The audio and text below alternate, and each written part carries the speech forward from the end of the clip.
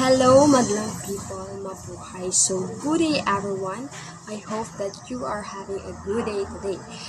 But before we formally start to our discussion for today's meeting, we first wanted to introduce ourselves. So, I am Grace Trudy Guinea together with my co-reporter Lovely Jarilo Ayon and John Maria Dam. So, we are the last group, which is the ninth group that we're going to discuss the last topic entitled giftedness.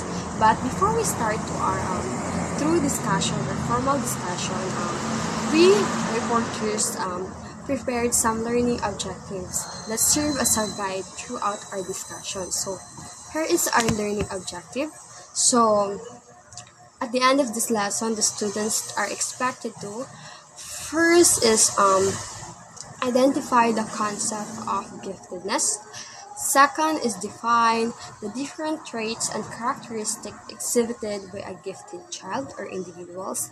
And lastly is make a short reflection about the concept giftedness. So we reporters are hoping to achieve those learning objectives stated few moments ago in order for us to assure that you have learned something throughout our report. So let's start. Okay, so what is giftedness? So if you hear the word gifted or giftedness, so what is the first thought that comes to your mind? So if I were going to hear the word giftedness, so it is for something being having a special ability that others can do with, even if you both are having the same age or the same environment. So according to our research, so children who are gifted are defined as those who demonstrate an advanced ability or potential in one or more specific areas when compared to others of the same age, experience, or environment. So like what I've said, so being gifted is being more with a being advanced or having an advanced skills than to others. So these gifted individuals excel in their ability to think, reason, and judge, making it necessary for them to receive special educational services and support to be able to fully develop their potential and talents. So, sometimes atong living is na yung mga children nga gifted, like they have the way they think is kanang different from us bitaw. It is not normal, but it is advanced. So the way sila mag-think, the way sila maghatag og reason sa mga ilang mga nakita is different and was advanced and not kanang dili siya proper pa sa ilang age. Muna siyang gitawag siya og giftedness. And to think by that, nasad sila yung mga nasad tayo mga special educational services nga makatabang ana nga mga gifted child to support and develop their potential and talents.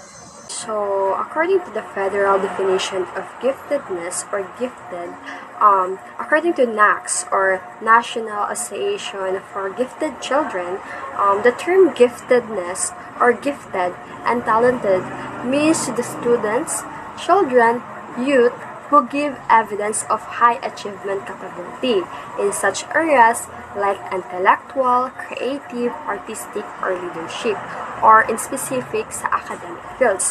So it means nga according to NACS, which is kaning NACS is institution ni siya also mag-help ni siya para mas mapadevelop ang abilities and capabilities sa mga gifted children.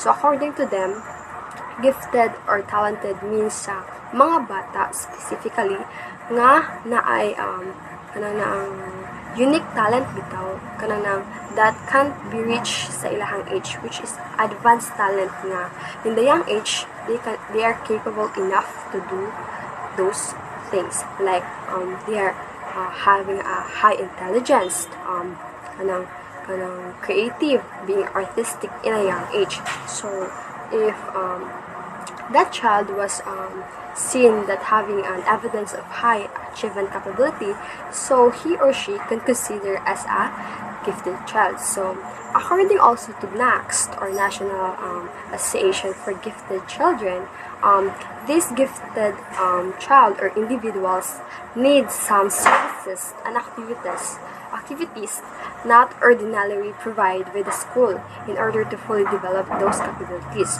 So, according to them, kaning mga gifted child is they have something needed. They need some support na dili siya mahatag sa mga public schools or normal schools. Which is, that's why nga, later on in our discussion is atong i-discuss ang mga different institution na makahelp para mas mapa-develop sa mga gifted child ang ilahang gifted abilities or mga unique abilities in a young age. Okay, so now let's proceed to the question where many people ask for clarification. So this question is giftedness a disability? So according to our research, it is not considered a disability. Although some gifted students may also have learning disabilities such as dyslexia, ADHD, or autism disorder. So these students are known as twice exceptional students. So according to them, giftedness kono is not a disability, but in some cases, no, some kanang gifted individuals are also having a unique capabilities and abilities, but also having a learning disabilities at the same time. So, dili siya nato makonsidered ang giftedness nga disability, but na ay tendency nga ang usa ka individual having a unique capability and also having a learning disability. So, muna siya gitawag nato og twice exceptional student. So, kanang twice exceptional student is need na siya o kanang guide sa mga institutions like will kanang i-discuss later sa akong kanang kauban para mas ma-avoid nga ang ilahang kanang na-attain nga kanang unique abilities is ma-develop instead sa makalimtan. Okay, so now let's move on and identify the different characteristics and traits of a gifted child or gifted individual. So, kani siya ang mga timailhanan no, or mga special ability and capabilities sa mga bata nga gifted. So, first is the advanced language skills. So, gifted children often develop language skills at an early age. They use complex sentences, have extensive vocabularies, and demonstrate a deep understanding of words beyond their age group. So, ani nga characteristic is ang bata in a young age is kamao na sila musturya og different languages, even mga languages sa different countries. So, one best example ani is katubitang bata nga ni-enter siya og kanang Pilipinas Got Talent mo siguro to nga ang iyang talent is ang iyang unique talent is in a young age, murag 4 or 6 years old ba to, nagkamao siya musturya og mga different languages, around 20 plus languages, no? So, that is considered as unique abilities or talent, no? Nga makonsider ka nga gifted child. So, another example ani is kanang ani nga characteristic is a child have a wide range of understanding and vocabularies. So, the way sila maghuna-huna, the way sila mo understand sa mga butang-butang sa mga situation is kanang dili for their age, but beyond sa ilahang age group bitaw kanang like more sila adult na the way they think, the way they observe and understand situations. Okay, so another characteristic and traits of a gifted child is early and rapid learner. So these children tend to learn quickly, often teaching themselves to read at a very young age. So they may grasp new concepts faster than their peers and require less repetition to understand new ideas. Okay, so this kanang early and rapid learner, so mo ni siya gitawag sa nato nga fast learners. So, kani nga characteristic is the children tend bitaw they tend to teach themselves rather than the teacher teach them. Mura bitaw kanang makahibaw na sila sa concept by their own understanding. Like, they don't need enough guide bitaw. Like sa mga age nga bata pa, like 2 to 5 muna siya, mga 2 to 5 is need pa man na siya enough kanang enough guide no, sa teachers or guardians. But in this age, if you are a gifted child, you don't need to have that guidance because you know how to understand the concept that you are reading.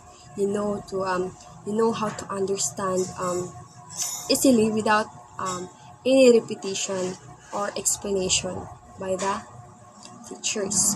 So, muna siya gitawag bitawang kasagaran ng mga genius child. Okay, so the third characteristic and traits of a gifted child is excellent memory. So, gifted children typically have an exceptional memory, remembering details, facts, and events that others might overlook or forget. So, one best characteristic dyan sa gifted child is na sila sharp memory. Nga even in a short period of time, nga ilan ang makitaan or mabantayan is ilang mahinumduman. Even in the smallest detail na dyan, is ilang kuan like, ang ilahang memory is dili bitaw pareha sa if mga bata is dili na nila makalimtan ang mga butang-butang. But a gifted child is even the smallest thing and even the shortest period of time nga ilan ang mabantayan, ilaha dyan ang mahinumduman. So, usa na sa mga pinaka-best characteristic mo sa mga gifted individuals ang having a sharp memory. Okay, so the fourth characteristic and traits of a gifted child is intense curiosity. So, a seemingly insatiable curiosity and a deep desire for exploration and discovery are common traits, but they often ask thoughtful and complex questions about the world around them. So, ani nga traits bitaw, kasagaran ani nga mga child nga gifted child nga ani nga traits is they tend to ask question nga kanang dili para sa ilang age. Mga complex question nga need og kanang specific or kanang mga need siya mga explanation nga ang mo undergo mga processes or kuan may mga proof nga explanation. So ani is anang kasagaran ani is kaning mga bata bitaw nga naa sila kanang murag scientist bitaw nga ganahan sila mga discoveries nga ang ilahang question sa ilang hunahuna mga question nila sa world around them or mga people sa ilang environment is mag-pursue nila para mag-explore o mag-discover. So muna sila ang ilahang curiosity is mag-push nila to make action for them to get answer sa ilahang mga pangutana. So, muna sa usa sa mga traits sa gifted child. Okay, so another characteristic and traits of a gifted child is having an advanced problem-solving skills. So, the children are often excellent problem solvers, so using logic and creativity to find solutions. So, they may also show an early understanding of abstract concepts. So, ani nga kanang skills is mo ni siya kasagaran nga ang mga ability bitaw sa mga bata nga gifted child is kanang gitawag nga math wizard. So ani nga kanang na sila ability bitaw nga kanang they can solve problems easily in a creative way. Like maka-formulate sila different ways bitaw para ma-solve nila ang certain problems. Specifically ani is mga math and logic situations, no?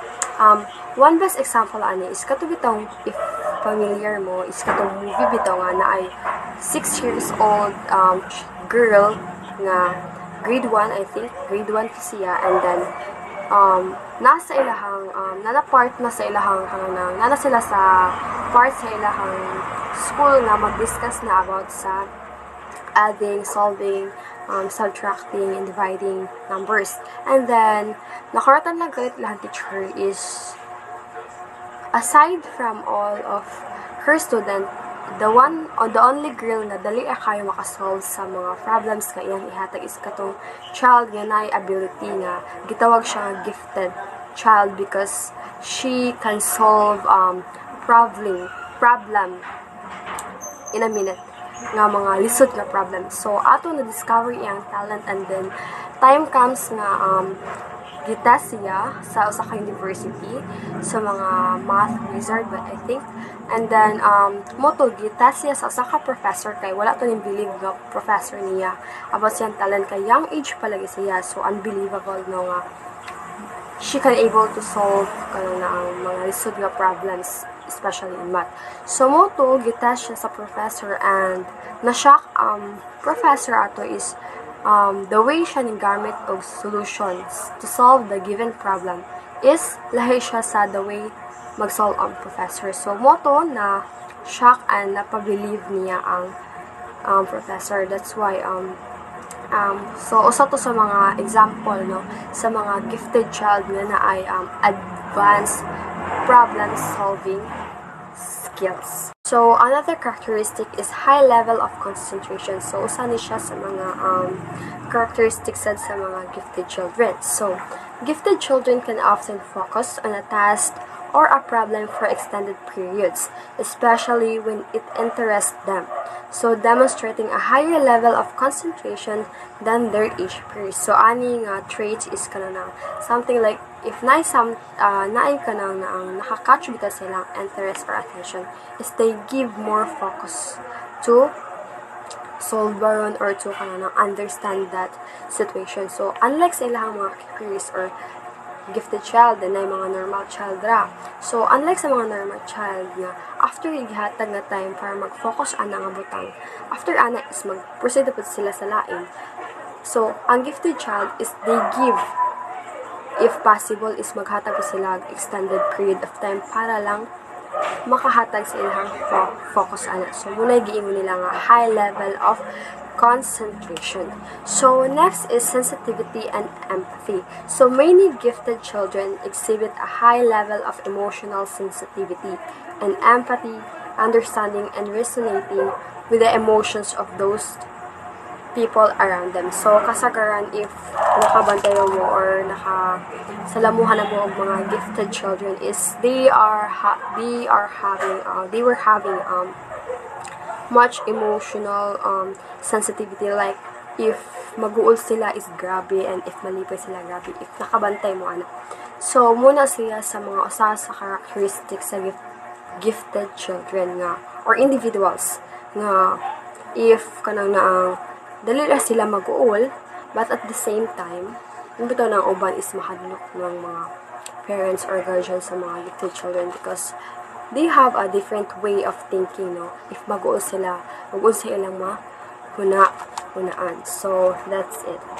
Okay, so perfectionism. So, usa ni siya sa mga traits no sa mga gifted children. So, this trait is often seen in gifted children as they set high standards for themselves. They may become frustrated if they do not meet those standards. So, since they know no na sila unique ability and capability or talents ba na. So, kasagaran jud ani nila is mag-set sila high standards. So, they want to make things done perfectly. So, ganahan sila mahuman jud nila ang mga butang perfect. So, kasagaran nila sa mga perfectionist. But then, kasagaran ani is if dili nila bitaw ma-meet ilahang expectation nga koan is muna siyang usahay since sensitive man sad sila emotionally, so muna usahay mag-uol ma-frustrate sila sa ilahang outcome sa ilahang mga actions. So lastly is the highly creative. So gifted children often exhibits a high degree of creativity. They can think outside the box, some of them with original ideas and express themselves in a unique way. So, usa ni sa mga timailhan no sa mga traits sa kanang mga gifted children, having a highly creative. So, kasagaran nila is if may tag creative is hanas mo draw, hanas mo design, or nice magkuri no. So, kabantay mo ng mga bata nga dali ra kaayo sila maka-draw og mga buildings or mga persons. So, usa na sa mga ilahang mga characteristic no nga dili makatupungan sa uban in a young age na yung mga bata nga nindot na kaayo mo draw. In a young age na sila kanang different creative baby ta sa mga butang-butang. Like unlike sa mga normal child nga walay gifted kanang ang abilities or talents. So now let's proceed to the next reporter, Miss Lovely Joy Luayan. Thank you so much, Miss Liginion. And now we will move on to the different phases of the type of giftedness. Drawing upon the original research by George Bett and Maureen Nehart, six distinct types of gifted individuals had been identified. First, successful type. These are the high achievers. They often meet high expectations set for them, are liked by teachers, peers, and usually score well on achievement tests. In classroom settings, they may be the bright student who always have a good grades. Like children who demonstrate the behavior, feelings, and needs classified as successful type have learned that system. These have listened closely to their parents and teachers. After discovering what sells at home and at school, they began to display appropriate behavior. They learn well and are able to score high in achievement tests and tests of intelligence. As a result, they are usually identified for placement in programs for the gifted. Rarely do they exhibit behavior problems because they are eager for approval for teachers, parents, and other adults. These are the children many believes will make it on their own. However, this successful type often become bored with school and learn to use the system in order to get by with as little effort as possible. The second one is the challenging type. These are students who question authority and are seen as rebellious. They often face behavioral problems but possess a strong intrinsic motivation. These children feel frustrated because the school system has not affirmed their talent and abilities. They are struggling with their self-esteem. They may or may not feel included in the social group. The third is underground type. Typically, these are the young adults or gifted adolescents who hide their abilities to fit in with their non-gifted peer group. This type gifted child is known as the underground gifted. Generally, these are middle school females, although males may also want to hide their giftedness. If a gifted boy goes underground, it tends to happen later, in high school, and typically in response to the pressure to participate in athletics. In general, this type are gifted girls whose belongs needs rise dramatically in middle school. They begin to deny their talent in order to feel more included with a non-gifted peer group. Students who are highly motivated and intensely interested in academic or creative pursuit may undergo an apparently sudden radical transformation. Losing all interest and previous passions, this type frequently feel. The fourth one is the dropouts. These are gifted individuals who have, for various reasons like low self-esteem or emotional problems, drop off either emotionally or physically from school. This type gifted students are angry. They are angry with adults and with themselves because the system has not met their needs for many years and they feel rejected. They may express their anger by acting depressed and withdrawn or acting out and responding defensively. Frequently, this type had interests that lie outside the realm of regular school curriculum and they fail to receive support and affirmation for their talent and interests of these unusual areas. Double level. This group consists of gifted students with a learning disability or other special needs. Their advanced abilities may be masked by their ability, making initial screening a challenge.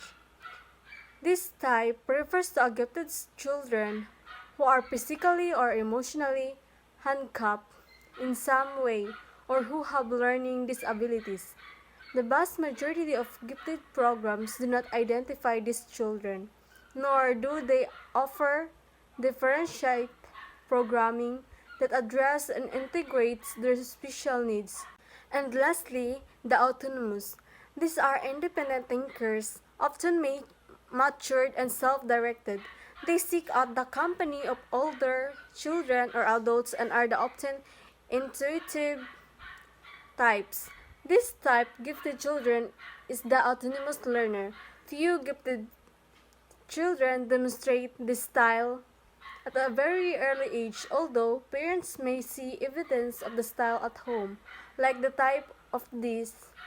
Students have learned to walk effectively in the school system. However, unlike the type autonomous, she have learned to use the system to create new opportunities for themselves. They do not work for the system, they make the system work for them. This type have strong positive self-concepts because their needs are being met. They are successful and they receive positive attention and support for their accomplishments as well as for who they are. They are well respected by adults and peers and frequently serve in one leadership capacity within their school or community. And now I will give it to Miss John Marie Roldan for the next reporter. Good day everyone. I am John Marie Roldan and I will tackle about this handling a gifted child or who support them or the institution or an organization. Handling a gifted child requires a thoughtful and supportive approach to nurture them unique abilities and provide them with the right environment for growth. So we need to support them and approach them natural like a normal, but we can say to them that they have a unique abilities. So here are some organizations and institutions who supported gifted and talented individuals. First is National Association of Gifted Children. This is dedicated to supporting those who enhance the growth and development of the gifted and talented children through education, advocacy, community building, and research. So they aim to support parents and families, K-12 professionals, including support service personnel, and members of the research and higher education community. NAGC regularly publishes articles, and you can view additional resources such as their list of state gifted associations. Next is supporting emotional needs of the gifted. This is a national organization formed to empower families and communities to guide gifted and talented individuals to reach their goals. So they have resources to help parents from local support groups and offer regular webinars for parents and educators. So third is Belin and Blanc International Center. This is empowers and serves the international gifted community through their programs, research, and advocacy. So they offer identification service and advocacy. They offer identification service, professional development for educators, talent development opportunities, and more. Fourth is Institute for Educational Advancement aims to match individuals' unique gifts and talents with the most appropriate mentors, schools, and other learning resources to maximize each student's intellectual and personal development. So they serve gifted youths and their families by providing unique educational programs, consulting for educators, scholarships, resources, and more. Fifth is Acceleration Institute is dedicated to the study of curricular acceleration for academically talented children. So the Acceleration Institute conducts its own research on acceleration, synthesize current research on acceleration, and acts as a clearinghouse for information on acceleration. They have material for parents, educators, policymakers, and researchers. Next is Hoagie's Gifted Education page. It's run by gifted family and has thousands of articles, links, and resources on almost every aspect of raising, educating, and being a gifted student. So next is Johns Hopkins Center for Talented Youth. This provides academic opportunities and support for gifted children and their families through online academic programs, talent searches and testing, research, and summer camps. And 8 is Northwestern Center for Talent Development. This nurtures the growth of gifted and talented students through their talent searches, summer programs, online classes, and in-person weekend programs. And the next is Twice Exceptional Children's Advocacy. Mission is to help parents understand what Twice Exceptionally is and help them identify whether their children are TECA or TECA, assist parents in finding and advocating for the education and resources their children require. And next is Exceeds Expectations Learning.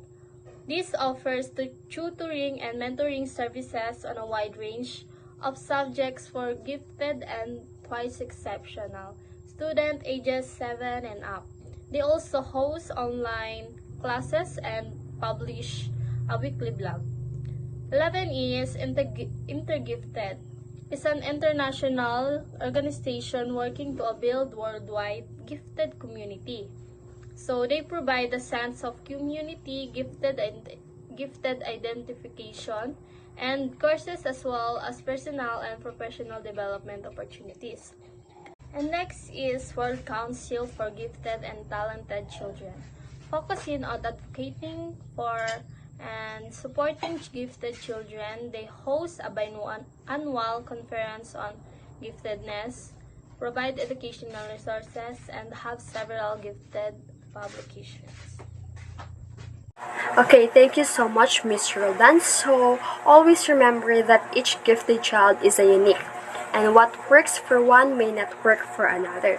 So, the key is to provide a nurturing and supportive environment that allows them to reach their full potential while ensuring their well-being and happiness. So, as a future educator, so our one main role in handling a gifted child is give our full support and presence to them in order for them to develop their different unique abilities. And also, para sa mga gifted child, do not hesitate to learn something new. Kanang being gifted child doesn't mean that you are good at all times. It also mean that you have also a unique ability, but doesn't mean that you don't have weaknesses. So don't hesitate to learn new things and develop your unique skills and share to others, no? Para ang uban sad is kanang able to learn what you have, no? Kanang sharing is caring ba yan, no? So, and also let's do not forget nga be thankful sa atong mga different abilities, no? If we are gifted, be thankful and don't hesitate it to share to others. So as we end our report, we have a saying coming from anonymous person that every child has a unique way of seeing the world. Our job as a parents and educator is to nurture their vision, not to impose. So I hope that it is understandable naman as a future educator, no? Ang atong usa ka rule, no, is to help and give our full support to nurture your unique abilities. No? So our report will end to this saying, and I hope you learned something. Once again, have a good day.